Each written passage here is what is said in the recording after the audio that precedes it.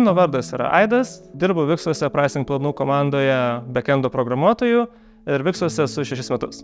Stalo žaidimai nėra mano vienintelis hobis, tai yra, ko gero, vienas seniausių, kartu su kompiuteriniais žaidimais. Tai prasidėjo giliai vaikystėje pas močiutę kaime žaidžiant Snakes and Ladders. Viskas nuo to tik sunkėjo. Susiradau bendruomenę Panevėžyje, kur augau. Žaidėm paprastesnius stalo žaidimus, tiek žaidimus vaidmenimis. Į rimtesnius, sudėtingesnius stalo žaidimus įsitraukiau kokių 16-17 metų. Pirmas dalykas, ką pradėjau žaisti, tai buvo Magic the Gathering kortų žaidimas. Tada atsirado noras žaisti ir vaidmenų žaidimus. Problema su tokiais žaidimais yra ta, kad reikia 10 kauliukų ir Panevėžyje jų niekur nebuvo galima gauti. Tai pasitaikius progai reikėjo važiuoti į Vilnių, į stalo žaidimų klubą Rikis. Bet kuris draugas, jeigu važiuodavo, visą laiką būdavo nueik į Rikį, nupirk kauliukų. Taip prasidėjo mūsų vaidmenų žaidimų epopėja, kuri tęsiasi iki šiol. Stereotipinis stalo žaidimų žaidėjas yra labai introvertiškas, dažniausiai baltaodis vyras, gyvenantis Rusijoje. Tai negalėtų būti toliau nuo tiesos. Žaidžia tiek programuotojai, tiek žurnalistai, tiek dailininkai ir gali sutikti bet ką. Laikas skiriamas stalo žaidimams varijuoja.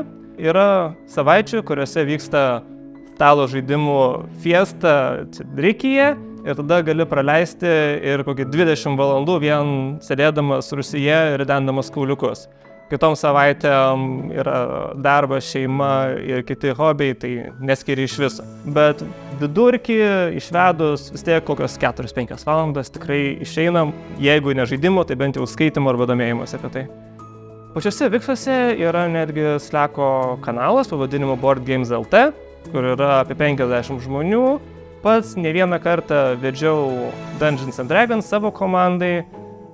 Čia šita knyga, kurią reikėtų perskaityti kiekvienam žaidėjui. Dauguma neperskaito, tada techmeistrui viską reikia aiškinti. Aprašytos rasės, kokiom gali būti, daiktai, kuriuos gali pirkti, ginklai, kuriuos gali pirkti, dar gera dalis knygos burtai ir kaip jie veikia.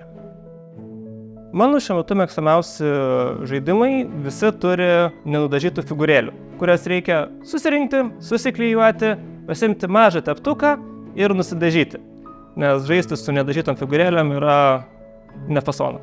Čia turiu figūrėlių iš Mansions of Madness žaidimo. Tokią figūrėlę nudažyti man su žmona užtruko kokias tikriausiai 6-8 valandas.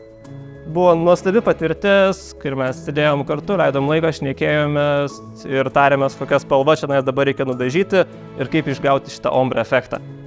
Yra 3 pagrindinės stalo žaidimų grupės. Standartiniai, visiems įprasti stalo žaidimai, tokie kaip Monopolis, žaidimai kortomis, 1000, Asilas, Durnius. Geriau žinomi žaidimai kaip Carcassonne arba Katano salos naujakuriai. Tada yra kita rūšis žaidimų, yra vaidmenų žaidimai. Lentos ar figūrėlių yra visiškai nebūtina ir žaidimas vyksta su popieriaus lapu, pieštuku ir vaizduote. Ir trečia yra karo žaidimai.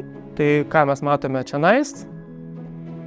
Šio hobio kaina priklauso labai nuo to, kiek nori laiko ir jėgų tam investuoti. Tu gali tiesiog nusipirkti abonementą į Rikio stalo žaidimų klubą, ateiti į jų rūsį ir žaisti visus jų stalo žaidimus, nemokamai susiradęs draugų.